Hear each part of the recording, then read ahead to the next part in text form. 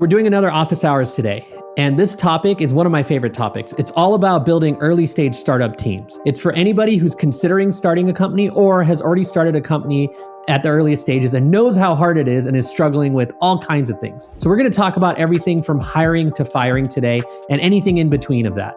So let's dive right in.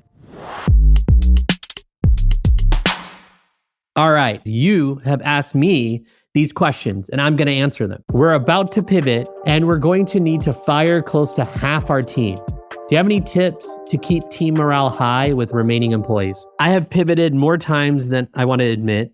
I've seen pivots more times than I can explain, and I've answered this question quite a bit.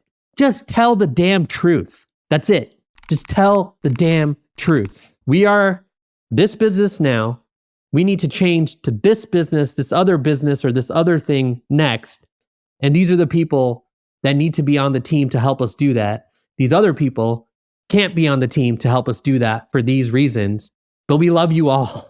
And we're going to do the best to support all of you through this transition. So I think the stepping back from my kind of reactive response is this. Find a way to do the right thing for everyone. Find a way to believe you are doing the right thing for everyone and get as many of the team members, one's leaving, one's staying, to understand how you believe this is the right thing to do. How much financial information should we share with employees? We want to be transparent with our team, but we don't want people to have to worry about the company's financials or their own financial security. On the flip side, we also don't want people to see our revenue and ask for higher pay. Any tips for how much information we should share with our employees? So my gripe here is that you're talking about transparency, you're talking about financials, and then you're saying that you don't share revenue with your team. And you're thinking it's going to hurt the company if you share revenue with your team. But revenue is such a fundamental driver of a business. And if you're afraid of what employees are going to think when they know how much revenue the company's making, I'm almost wanting to ask you, who knows and who doesn't know? And what's making you fearful of this? So as with a lot of the Q&A, I have more questions than answers. But in terms of tips, I fundamentally believe if your team doesn't know your revenue, are they really part of your team? What's the biggest hiring mistake you've ever made? The biggest mistakes on hiring for me have always landed on not pushing hard enough when I thought that that person would be a good fit for our company, and then losing out on the opportunity to work with them. This has manifested for me in ways where many years later, I end up working with that person, which means that it was probably would have been great if I would have put extra effort, made a bigger offer, or fought, so to speak, to have that person join my company. Next question. What's the biggest firing mistake you've ever made? This is literally the mistake that everyone makes. And I haven't met a manager who hasn't made this mistake. So the biggest firing mistake we all make is not letting go of the person fast enough. And we come up with all kinds of excuses of why we shouldn't, and they're all wrong. Because the second that person's gone, there's like a level of relief that happens not just for you, but the entire organization usually, if you do it correctly. The next one's related. Have you ever fired someone and regretted it? The very short answer is hell no. And the reason for that is back to what I said. What is the biggest firing mistake? You fire too slowly. I've never fired someone and regretted it, and I don't think I ever will. But I'm also someone who's willing to own the decision. So if you own the decision, you're not going to look back at a decision like that where you fired someone. At least that's my take on it. Next question. What is one thing you do while hiring that you think everyone should do? There are things that I find really valuable that a lot of people tend to skip or feel uncomfortable about doing. And that one thing is reference checks. I don't think you can understand someone and the nuances of someone unless you figure out how to do really good reference checks. If you have or want a tip around this, there is a interviewing method that I love to death called the Who method. I especially love it for hiring executives, but there's a book on it, a bunch of resources I've seen on it, and it's a very great methodology, very robust, very thorough to help you make sure that your hires are more likely to succeed than not. And they have really good material on how to do reference checks, what questions to ask, and how to get out the nuggets that you're looking for when you do a reference check. Have you ever hired someone and then realized you're paying them too much? And what did you do about it? I've never hired someone and realized I'm paying them too much. The root cause of a problem like that someone would have is that they didn't do any homework on the hire, mapping to the skill set and then the ranges for that hire in terms of how much you should be paying them. But if you do find yourself in a situation where you're paying someone too much, I think it's very, very hard, almost impossible to lower their pay. But there are some strategies such as you lower their pay and you provide a bonus for them to reach the level that they were at or even surpass it. What's your favorite interview question? What are the 10 things you're great at? And that question leads to so many insights in a very short period of time about the human being you're in front of. I can't even tell you how many insights you can get from that, but even the simple truth of, do they need to write down all 10 before they talk to you about it? Which you can give them time to do with this interview process. And there's no judgment on it. Or are they able to rapidly tell you?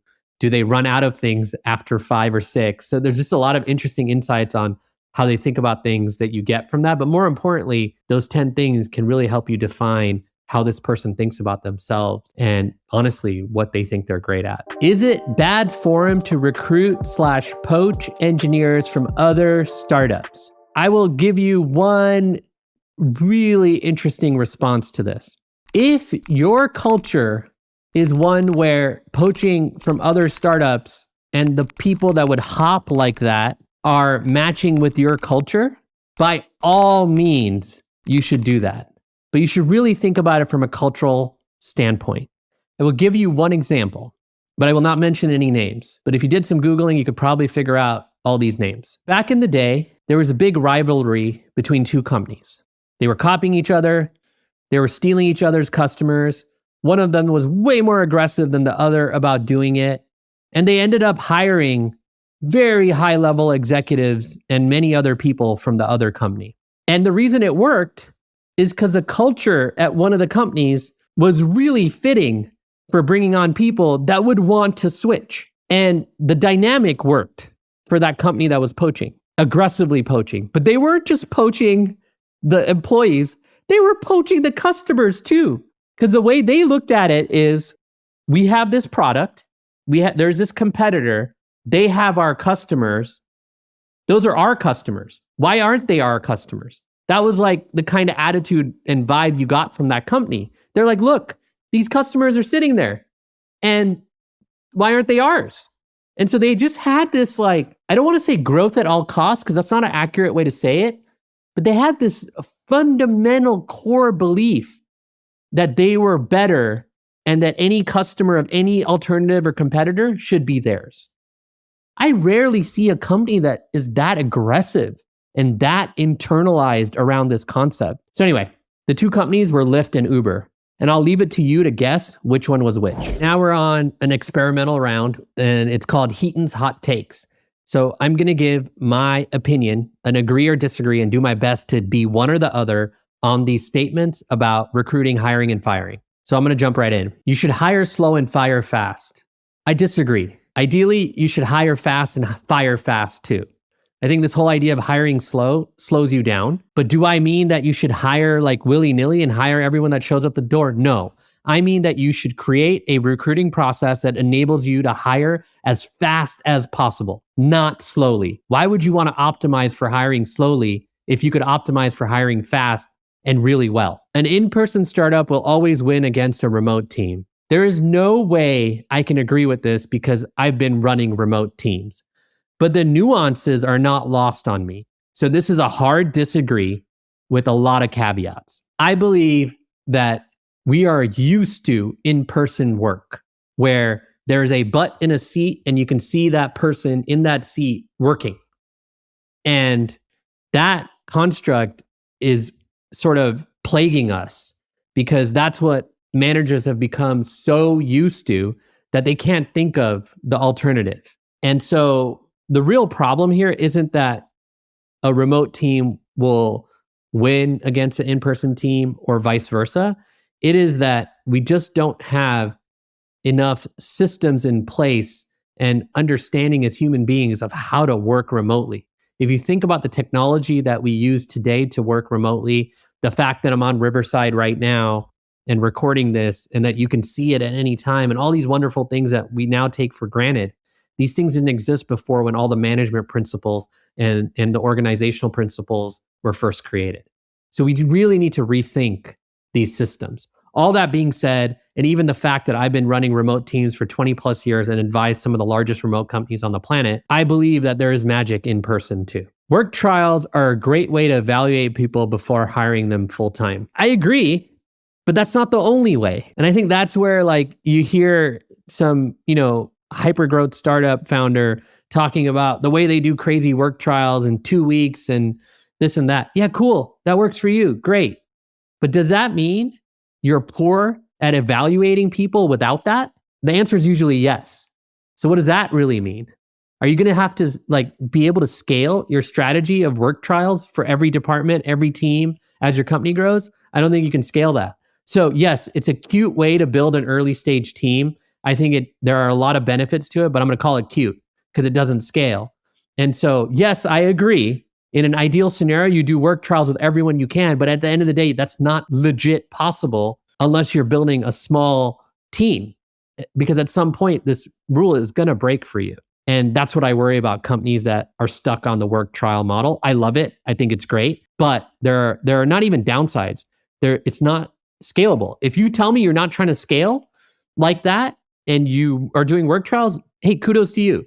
But if you are trying to scale a team or trying to convert to this model, I would think really hard about why. And I would think really hard about the way you evaluate individuals, because that's really what we're talking about. Hiring offshore talent is a great way to scale/build a team. Yeah, I agree, but I have one gripe here. Why are we calling it offshore talent?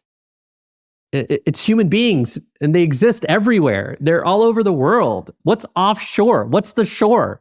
What are we talking about? Are we talking about America and offshore of America? Because America is not the whole world. So I can rant on this and it really bugs me, but it's because of the word. And yes, I will nitpick words, especially on hot takes. But man, why do we call it offshore talent? Let's call it hiring global talent is a great way to scale and build a team. But offshore, terrible word. That's a wrap on recruiting, hiring, firing, all that good stuff.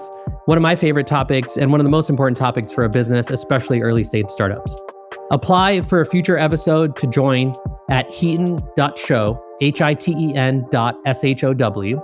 If you made it this far, we'd love to hear from you, but I'm going to make it worth your time. You may have noticed that we're not running any ads on the Hiten Show at the moment. So instead, we wanted to give shout outs to startups in our audience. That means you. It's really easy to apply. Just go to hiten.show/shoutout, SHOUTOUT.